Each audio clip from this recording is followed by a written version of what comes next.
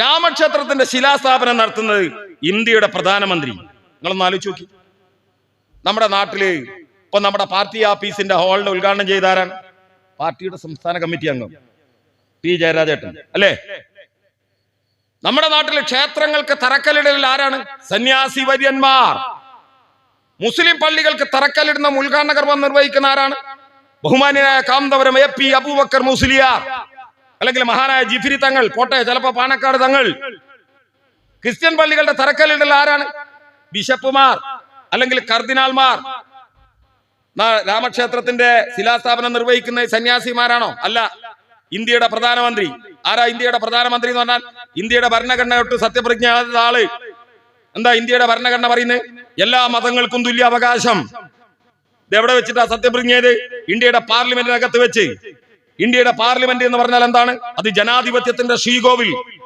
ആ ശ്രീകോവിൽ ഈ അടുത്ത കാലത്ത് പാർലമെന്റ് ഒന്ന് പുതുക്കി പണിതു. അതിന്റെ ഉദ്ഘാടനം സ്വാഭാവികമായി ആര് നടത്തണം? ഇന്ത്യയുടെ പ്രഥമ പുരുഷൻ എന്ന് പറഞ്ഞാൽ ഇന്ത്യയുടെ രാഷ്ട്രപതി. ഇപ്പൊ ഇന്ത്യയുടെ രാഷ്ട്രപതി ആരാണ്? പ്രഥമ പുരുഷൻ എന്ന് പറയാൻ പറ്റില്ല, പ്രഥമ വനിത എന്ന് പറയാം. ദ്രൗപദി മുർമു. അവരെ വിളിച്ചില്ല. എന്താ കാരണം? RSS പറയുന്നുണ്ടല്ലോ, ഹിന്ദു ഉണരണം. ഹിന്ദു ഉണർന്നിട്ട് ഞങ്ങൾ ഒരുമിച്ച് നിൽക്കാൻ സമ്മതിക്കും? ഹിന്ദുവിനെ 4ആയി തിരിച്ചവർ RSS. ബ്രാഹ്മണൻ, ക്ഷത്രിയൻ, വൈശ്യൻ, ശൂദ്രൻ. ശൂദ്രനെക്കാളും താഴ്ന്നവര് ആരാണ്? പറയര്, പുലയര്. ഈ കേരളത്തിൽ നിങ്ങൾ പറയര് പുലയര് എന്ന് പറഞ്ഞു നോക്ക്. പറഞ്ഞ നാവ് വായിലിടുന്നതിന് മുമ്പ് വായിലെ പല്ല് നിലത്തുണ്ടോ? ആരായിരുന്നു പറയര് പുലയര് എന്ന് വിളിച്ച് ആക്ഷേപിക്കപ്പെട്ട മനുഷ്യര്? അവരെ മനുഷ്യരായി കടിച്ചിരുന്നോ?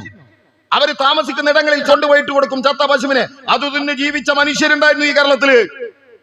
പകൽ വെളിച്ചത്തിൽ പുറത്തിറങ്ങാൻ കഴിയാത്ത മനുഷ്യരുണ്ടായിരുന്നു ഈ കേരളത്തില്. ഇരുട്ടിന്റെ മറവിൽ നടന്നവരുണ്ടായിരുന്നു ഈ കേരളത്തില്. നവോത്ഥാനത്തിന്റെ കഥ നമുക്ക് പിന്നെ പറയാം. അങ്ങനെ വന്നവരെ അതിൽപ്പെട്ട എന്താ ദ്രൗപദി മുർമുവിനെ വിളിക്കാതിരുന്നതിന് കാരണം 3 കാരണം. 1, അവര് പട്ടികവർഗക്കാരിയാണ്, ഞാൻ ഈ പറഞ്ഞു. 2, അവര് സ്ത്രീയാണ്. 3, അവര് വിധവയാണ്. 3 ലക്ഷണക്കേടാണ്. പാർലമെന്റിന്റെ ഉദ്ഘാടന ദിവസം നിങ്ങൾ കണ്ടില്ല TV-യിൽ? ആരാന്ന് അറിഞ്ഞു നിൽക്കുന്നത്? നഗ്ന സന്യാസിമാർ. പാർലമെന്റിന്റെ ഉദ്ഘാടനത്തിൽ, അമ്പലത്തിന്റെ ഉദ്ഘാടനത്തിന് ആരാ? പ്രധാനമന്ത്രി. തല കുത്തനെ, കുല തത്തന്.